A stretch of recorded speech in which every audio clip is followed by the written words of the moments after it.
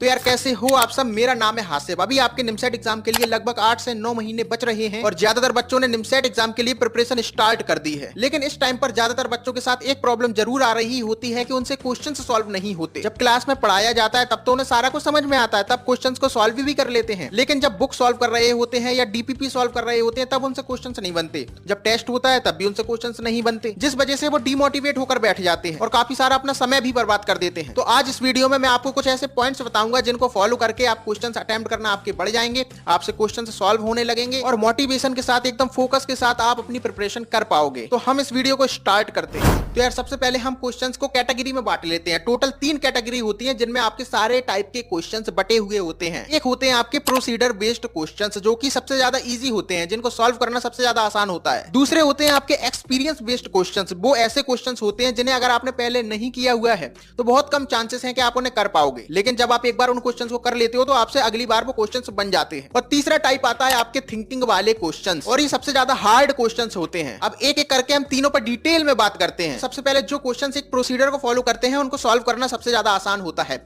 लेकिन उन क्वेश्चंस को भी आप तभी सॉल्व कर सकते हो जब आपने ज्यादा से ज्यादा क्वेश्चंस सॉल्व किए हैं। मेरी एक बात आप अपने दिमाग में बैठा लेना कि आपका मैथ टोटल बेस्ड होती है कॉन्सेप्ट्स पर और प्रैक्टिस पर। जितनी ज्यादा से ज्यादा आप प्रैक्टिस करोगे उतने ज्यादा बेहतर तरीके से आपके दिमाग में कॉन्सेप्ट बैठ जाएंगे। और जब तक आपकी कॉन्सेप्ट क्लियर नहीं है ना तो आपसे क्वेश्चन सॉल्व होंगे और ना आपको मैथ सॉल्व करने में, मैथ के क्वेश्चन सॉल्व करने में मजा आएगा। तो आपको क्या करना है, अपने कॉन्सेप्ट बहुत बेहतर तरीके से बिल्ड करने हैं। अब कॉन्सेप्ट कैसे बिल्ड होंगे, जैसा कि मैंने आपसे बोला, ज्यादा से ज्यादा क्वेश्चन प्रैक्टिस करने से। जब भी आप कोई क्वेश्चन सॉल्व कर रहे हो तो उस क्वेश्चन में आपको तब तक टाइम देना है जब तक आपका दिमाग सेटिस्फाई नहीं हो जाता, जब तक दिमाग आपका उस सॉल्यूशन को एक्सेप्ट नहीं कर लेता कि अब मुझे समझ में आ गया है, जब तक आपको आगे नहीं बढ़ना है। क्योंकि जब आप पहली बार क्वेश्चंस को सॉल्व कर रहे हो, पहली बार कोई टॉपिक पढ़ रहे हो, तब आपको अंडरस्टैंडिंग बिल्ड करना बहुत ज्यादा जरूरी है। इसलिए आप जब भी पहली बार क्वेश्चंस को प्रैक्टिस कर रहे हो तो आपको एक एक क्वेश्चन में बहुत ज्यादा वक्त देना है। आपको ये नहीं करना कि मैं स्टार्टिंग से ही जल्दी जल्दी क्वेश्चंस को करना ट्राई करूं। नहीं, जब आप पहली बार पढ़ रहे हो तो आपको बहुत सारा वक्त देना है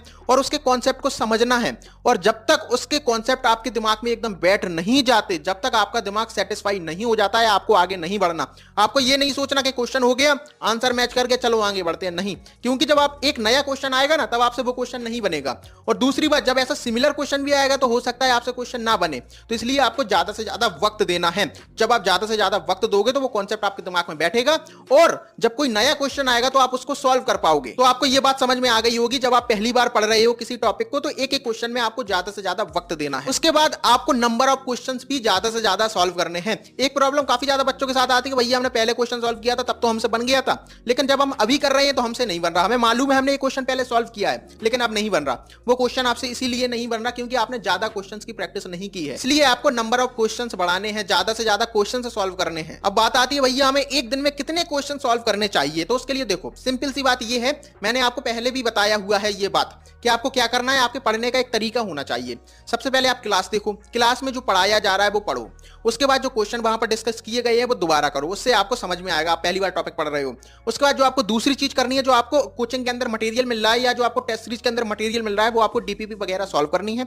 उसके बाद बुक सॉल्व करनी है और आपको टेस्ट देना है। बस आपको इतने क्वेश्चन करना है। अगर आपने इतने क्वेश्चन कर लिए तो आपकी सारी प्रिपरेशन बेहतर हो जाएगी। अब यहां पर अगर मैं ये बोल दूं आपको कि आपको एक दिन में मिनिमम कितने क्वेश्चन सॉल्व करने हैं, तो मिनिमम 150 क्वेश्चन तो आपको सॉल्व करने ही है। अगर आप ज्यादा कर सकते हो तो और अच्छी बात है, लेकिन मिनिमम 150 क्वेश्चन आपको करने ही करने हैं। धीरे धीरे करके आप लिमिट बढ़ा सकते हैं, धीरे धीरे नंबर ऑफ क्वेश्चंस की क्वांटिटी आप बढ़ा सकते हो। और यहां पर कंसिस्टेंसी बहुत ज्यादा जरूरी है। बहुत सारे बच्चे क्या होते हैं, एक दिन तो पढ़ लेते हैं 10 घंटे, लेकिन फिर अगले एक दिन या 2 दिन उनका गैप हो जाता है। आपको वो नहीं करना है, आपको कंसिस्टेंट रहना है। तो आपको दूसरी चीज जो फॉलो करनी है, आपको नंबर ऑफ क्वेश्चंस बढ़ाने हैं, ज्यादा से ज्यादा क्वेश्चन सॉल्व करने हैं। जब आप ज्यादा से ज्यादा क्वेश्चन को सॉल्व करोगे तो वो क्वेश्चन आपके दिमाग में बैठ जाते हैं। फिर आपको अपने दिमाग को पूछना नहीं पड़ता कि इस क्वेश्चन को मुझे कैसे करना। जैसे ही आपके सामने क्वेश्चन आएगा, आपका दिमाग खुद ब खुद उस क्वेश्चन को सॉल्व करना स्टार्ट कर देगा। तो इसलिए नंबर ऑफ क्वेश्चन ज्यादा से ज्यादा करने हैं। कोई भी चीज जिसकी आप ज्यादा से ज्यादा प्रैक्टिस करते हो फिर वो चीज अपने आप होने लगती है। फिर आपको अपने दिमाग पर जोर नहीं देना होता। जैसे कि एक एग्जांपल मैंने आपको पहले भी दिया है, जब आपने स्टार्टिंग में क्रिकेट खेलना स्टार्ट किया होगा तो पहले ही दिन में जाकर आपने 6 नहीं लगा दिया होगा। पहले दिन गए होगे, आपसे अच्छा नहीं खेला होगा आपने, लेकिन धीरे धीरे जैसे जैसे खेलते गए तो एक टाइम के बाद आप अच्छा क्रिकेट खेलने लगे, है ना। हर चीज ऐसे ही होती है, हर चीज में प्रैक्टिस लगती है। जितने ज्यादा से ज्यादा क्वेश्चन सॉल्व करोगे आप, एक टाइम के बाद आपसे क्वेश्चन क्वेश्चन सॉल्व होने लगेंगे। इसके बाद जो आपके दूसरे टाइप के क्वेश्चंस थे वो थे आपके एक्सपीरियंस बेस्ड क्वेश्चंस। अगर आपने वो क्वेश्चंस पहले किए हुए हैं तभी आपसे वो क्वेश्चन बनेंगे, वरना नहीं बनेंगे। ये प्रॉब्लम टेस्ट देते वक्त बहुत ज्यादा बच्चों के साथ आती है कि जब वो टेस्ट देते हैं तब वहां पर उनसे क्वेश्चंस नहीं बनते। वो बोलते हैं भैया हमसे बुक के क्वेश्चन भी सॉल्व हो रहे हैं लेकिन टेस्ट में क्वेश्चंस क्यों सॉल्व नहीं हो रहे? क्योंकि टेस्ट में आपके कुछ क्वेश्चंस ऐसे भी आ जाते हैं जो एक्सपीरियंस बेस्ड होते हैं। तो अगर आपने पहले वो सॉल्व नहीं किए तो नहीं बनेंगे। लेकिन अब आपको घबराना नहीं है, आपसे सॉल्व नहीं हुए कोई बात नहीं, आप दोबारा से उन्हें देखो कैसे सॉल्व करना है, उनका सॉल्यूशन देखो, उनको समझो, अगली बार आपसे वो क्वेश्चंस बन जाएंगे। तो इसलिए आपको डिमोटिवेट होकर नहीं बैठ जाना। बहुत सारे बच्चों के साथ ये होता है, इनफैक्ट मेरे साथ भी ये होता था कि कई बार ये होता था कि मेरे से क्वेश्चंस नहीं बने तो मैं डिमोटिवेट होकर बैठ जाता था और अपना काफी सारा वक्त बर्बाद कर देता था। लेकिन जब लौट कर आता था कुछ टाइम बाद फिर मुझे सारा समझ में आ जाता था, मुझसे ही वो क्वेश्चन सॉल्व हो जाता था। तो एट द एंड वो क्वेश्चंस आपको ही सॉल्व करने हैं। तो इसलिए डिमोटिवेट होकर मत बैठो, वहां पर क्वेश्चन पर जाकर अपना वक्त दो, आपसे वो क्वेश्चंस बनेंगे। इसके अलावा जो आपकी तीसरी कैटेगरी के क्वेश्चंस थे वो थे थिंकिंग बेस्ड क्वेश्चंस। आपका जो एक क्वेश्चन होता है ना वो मल्टीपल कॉन्सेप्ट का यूज करके सॉल्व हो रहा होता है और मैथ की यही खासियत है। अगर आपके बेसिक कॉन्सेप्ट अच्छे नहीं है तो आपसे मैथ के क्वेश्चंस नहीं बनेंगे। एक क्वेश्चन है उसमें मल्टीपल कॉन्सेप्ट लग रहे हैं, आपको एक कॉन्सेप्ट भी नहीं आता या एक कॉन्सेप्ट आपको वो गलत आता है तो वो क्वेश्चन आप गलत ही करने वाले हो। तो इसलिए आपको एक एक कॉन्सेप्ट अच्छे से आना चाहिए। तो इसलिए जो आपके हार्ड क्वेश्चंस होते हैं ना उनमें मल्टीपल कॉन्सेप्ट लग रहे होते हैं, कुछ ज्यादा आपको उसमें सोचना पड़ता है जब जाकर वो आपसे क्वेश्चन होता है। तो इसलिए जो आपके हार्ड क्वेश्चंस होते हैं ना उनको भी लेकर आपको ज्यादा घबराना नहीं है। कुछ बच्चे ऐसे होते हैं जो हार्ड क्वेश्चंस भी आराम से कर लेते हैं, आराम से नहीं मतलब वक्त लगता है लेकिन कर लेते हैं। लेकिन जो ज्यादातर बच्चे होते हैं ना वो ये वाले क्वेश्चंस नहीं कर पाते। जो आपका एक्चुअल एग्जाम भी होगा ना उसमें 4 से 5 ऐसे क्वेश्चंस आएंगे जो नए क्वेश्चंस होंगे और थिंकिंग बेस्ड क्वेश्चंस होंगे। तो कुछ बच्चे उन्हें कर लेंगे, कुछ नहीं कर पाएंगे। लेकिन इनको लेकर आपको घबराना नहीं है, क्योंकि जैसा कि मैंने आपको पहले भी बोला है कि आपको सिलेक्शन लेना है या आपको टॉप रैंकर बनना है। सिलेक्शन लेना आसान है, टॉप रैंकर बनना थोड़ा डिफिकल्ट है। इसलिए सिलेक्शन लेने के लिए तो आपके मिनिमम 600 नंबर आ गए तो आपका सिलेक्शन हो जाएगा, और अगर हार्ड पेपर आया तो इससे भी कम नंबर में भी हो जाएगा। तो इसलिए 60% नंबर लाना डिफिकल्ट नहीं है। इसलिए इतने ज्यादा परेशान मत होना इन हार्ड क्वेश्चंस के लिए। पहले आपको जो प्रोसीडर वाले क्वेश्चन है वो, उसके अलावा जो आपके एक्सपीरियंस बेस्ड क्वेश्चंस हैं इनको कवर करना है। ये आप कर लोगे और ज्यादा से ज्यादा आप क्वेश्चंस प्रैक्टिस करोगे तो आपसे ये हार्ड क्वेश्चंस भी बनने लगेंगे। तो अब आपको समझ में आया होगा। ओवरऑल जो मैंने आपको ये सारा कुछ बताया है इसमें एक ही चीज निकल कर आती है कि आपको पेशेंस रखना पड़ेगा और ज्यादा से ज्यादा क्वेश्चन सॉल्व करने पड़ेंगे और अपना टाइम इन्वेस्ट करना पड़ेगा, तभी जाकर आप एक अच्छी रैंक लेकर आ सकते हो। क्योंकि ये आसान नहीं है। अगर आसान होता तो सभी बच्चे जाकर एनआईटी और आईआईटी में जाकर बैठे होते। नहीं जाते ना सभी। क्यों नहीं जाते? क्योंकि सभी मेहनत नहीं करते, सभी हार के बैठ जाते हैं। तो इसलिए आपको अपना टाइम देना है। और मेरा यकीन मानो, आप कितने भी वीक स्टूडेंट क्यों ना हो, अभी इतना टाइम है। अगर आपने टाइम दिया, हार्ड वर्क किया, मेहनत की, रोज 10-10 घंटे पढ़ाई की, तो आप आराम से इस एग्जाम को क्रैक कर पाओगे, सिलेक्शन ले पाओगे। जब मैं इस एग्जाम की प्रिपरेशन कर रहा था तो मेरे बैच में ऐसे काफी सारे बच्चे थे जो मतलब पढ़ने में काफी ज्यादा वीक स्टूडेंट्स थे, लेकिन उनका भी एट द एंड सिलेक्शन हो गया क्योंकि वो बहुत ज्यादा हार्ड वर्किंग थे। तो इसलिए आपका सिलेक्शन होगा और जरूर होगा, लेकिन तभी होगा जब आप मेहनत करते रहोगे, हार के नहीं बैठोगे। आपसे क्वेश्चन नहीं बना तो सीधा आप सॉल्यूशन देखो ना, क्यों नहीं बना, कैसे इसको सॉल्व करना है। आपने एक बार देखा, सॉल्यूशन देख लिया, उसी से रिलेटेड 10 से 15 और क्वेश्चन सॉल्व कर लिए, नेक्स्ट टाइम आपसे वो क्वेश्चन बन जाएगा। और ऐसे करते करते एक टाइम ऐसा आएगा जब आपसे सारे क्वेश्चन बनने लगेंगे। तो इसलिए ये मत बोलो कि मेरे से क्वेश्चन नहीं बनते। आप ये देखो मेरे से क्वेश्चन क्यों नहीं बन रहे। आप पहली बार बुक सॉल्व कर रहे हो तो आपसे नहीं बनेंगे क्वेश्चन। आप सॉल्यूशन देख लो, समझ लो, आपसे क्वेश्चंस फिर बन जाएंगे।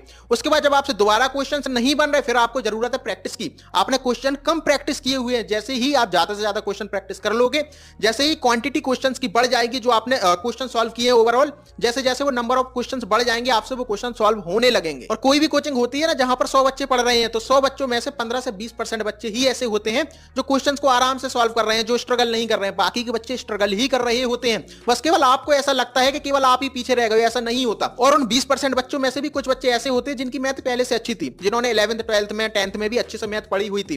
तो सबके लिए स्टार्टिंग लाइन अलग अलग होती है। आपको ऐसा लगता है कि सभी साथ में दौड़ रहे हैं, नहीं। जब आपने प्रिपरेशन स्टार्ट की तो कुछ बच्चे आगे खड़े थे रेस में पहले से, तो उनसे क्वेश्चंस बन जाते हैं। लेकिन जब एक टाइम के बाद एक टाइम पीरियड गुजर जाता है ना, तो उस टाइम के बाद सभी बच्चे एक लेवल पर आ जाते हैं। तो इसलिए आप अभी से ये मत देखो अभी कौन आगे है, क्योंकि आपका जो पेपर होगा ना वो 9 महीने बाद ही होगा। कल पेपर नहीं है आपका। तो जब 9 महीने बाद पेपर होगा तब आपको रेडी रहना है। और आपका जो ये 6 से 7 महीने होंगे ना, इसमें आप आराम से उन बच्चों के लेवल पर पहुंच जाओगे। अभी आपसे क्वेश्चन सॉल्व नहीं हो रहा, कोई बात नहीं, कुछ टाइम बाद होने लगेंगे। बस आपको हारना नहीं है। क्वेश्चन सॉल्व नहीं हो रहा तो करो, सॉल्यूशन देख के करो, दूसरे बच्चे से समझ के करो, टीचर से पूछ के करो, लेकिन आपको बस करना है। जब आप बार बार क्वेश्चन करोगे और क्वेश्चंस की क्वांटिटी बढ़ाते जाओगे तो आपसे क्वेश्चन सॉल्व होने लगेंगे। इसके अलावा एक प्रॉब्लम बच्चों के साथ और आती है। जब वो बुक के क्वेश्चन सॉल्व कर रहे होते हैं तब तो उनसे क्वेश्चंस बन जाते हैं, लेकिन जब वो टेस्ट दे रहे होते हैं तब उनसे क्वेश्चंस नहीं बनते, क्योंकि नॉर्मली क्वेश्चंस को सॉल्व करना और मेंटली प्रेशर के साथ क्वेश्चंस को सॉल्व करना दोनों अलग अलग चीजें होती हैं और प्रेशर को हैंडल करना ये सीखना पड़ता है। इसलिए आपको अभी से टेस्ट देना जरूर स्टार्ट कर देना है, क्योंकि आपका जो ये निमसेट एग्जाम है ना, इसमें दो चीजें बहुत जरूरी होती हैं। ये चीज मैं बार बार बोलता हूं, एक एक्यूरेसी और दूसरा स्पीड, और ये दोनों की दोनों चीजें आती हैं आपकी ज्यादा से ज्यादा टेस्ट दे देकर। क्योंकि बहुत सारे बच्चे अभी ऐसे होंगे जो 50 क्वेश्चन अगर सॉल्व कर रहे हैं ना, तो 50 में से 15 क्वेश्चन गलत कर देते हैं। अभी मैंने कुछ दिनों पहले जो मैंने कोचिंग के सेपरेट ग्रुप बनाए हुए वहां पर पोल क्रिएट किया था, जहां पर मैंने पूछा था कि आपसे कितने क्वेश्चन गलत हो रहे हैं, तो नॉर्मली 10-15 क्वेश्चन सभी लोग गलत कर रहे हैं। और ये एक्यूरेसी कब आएगी? वो आएगी टेस्ट दे देकर। उसके अलावा आपके पास टाइम कम होता है, तो आपको क्वेश्चन को जल्दी करना भी सीखना है। तो स्पीड कैसे आएगी? वो भी आएगी टेस्ट दे देकर। तो इसलिए आप लोग टेस्ट देना जरूर स्टार्ट कर देना। बहुत सारे बच्चे ये सोचते हैं कि हम तो लास्ट के 2 महीने या 3 महीने में ही टेस्ट दे लेंगे। आपको अभी से टेस्ट देना है, क्योंकि टॉपिक वाइज टेस्ट देना बहुत जरूरी है। कई बार हम सोचते हैं कि हमने तो टॉपिक आराम से कंप्लीट कर लिया है, अच्छे से कंप्लीट कर लिया है, लेकिन जब आप टेस्ट देते हो ना, तब आपको असलियत समझ में आती है कि हमने कंप्लीट तो कर लिया था, लेकिन क्वेश्चंस तो बन ही नहीं रहे। हमने ज्यादा क्वेश्चन प्रैक्टिस ही नहीं किए, इनफ क्वेश्चंस प्रैक्टिस ही नहीं किए। तो वो सारा कुछ आपको समझ में आता है टेस्ट दे देकर। इसलिए आपको एक टेस्ट सीरीज जरूर लेना है। और अगर आपने अभी तक टेस्ट सीरीज नहीं ली है और आपके दिमाग में थोड़ी सी भी कंफ्यूजन है कि हम किस कोचिंग की टेस्ट सीरीज लें, तो उसके लिए आप मुझे मैसेज कर सकते हैं। आपको मेरा व्हाट्सएप नंबर डिस्क्रिप्शन में मिल जाएगा, जहां पर मैं आपको बता दूंगा कि आप इस कोचिंग की टेस्ट सीरीज ले सकते हो। तो आई होप अब आपको सारा कुछ समझ में आ गया होगा। और अगर मैं इसे समराइज करूं तो आपको सिंपल सी चीजें याद रखनी है। आपको नंबर ऑफ क्वेश्चन से ज्यादा सॉल्व करने हैं और कॉन्सेप्ट को ज्यादा वक्त देना है, क्वेश्चंस में ज्यादा से ज्यादा टाइम इन्वेस्ट करना है। तो मुझे उम्मीद है ये वीडियो आपके लिए इन्फॉर्मेटिव रही होगी। तो अगर आपके लिए ये वीडियो इन्फॉर्मेटिव थी तो यार वीडियो को लाइक कर दो, और आपको नेक्स्ट वीडियो किस टॉपिक पर चाहिए वो भी हमें कमेंट में जरूर बताना। और अभी कॉलेजेस के अंदर प्लेसमेंट होना स्टार्ट हो चुके हैं, तो प्लेसमेंट्स की क्या कंडीशन है अगर आपको ये जानना है तो आप कमेंट में बताओ। हम प्लेसमेंट पर भी जल्द से जल्द वीडियो लाएंगे। उसके अलावा हम 10,000 सब्सक्राइबर्स के काफी ज्यादा करीब हैं, तो अगर आपने अभी तक सब्सक्राइब नहीं किया है तो कर लो। निमसेट एग्जाम से रिलेटेड यहाँ पर बहुत सारी वीडियोस आती रहेंगी। तो हम आपसे मिलते हैं किसी और वीडियो में। जब तक के लिए आप अपना ख्याल रखना। बाय।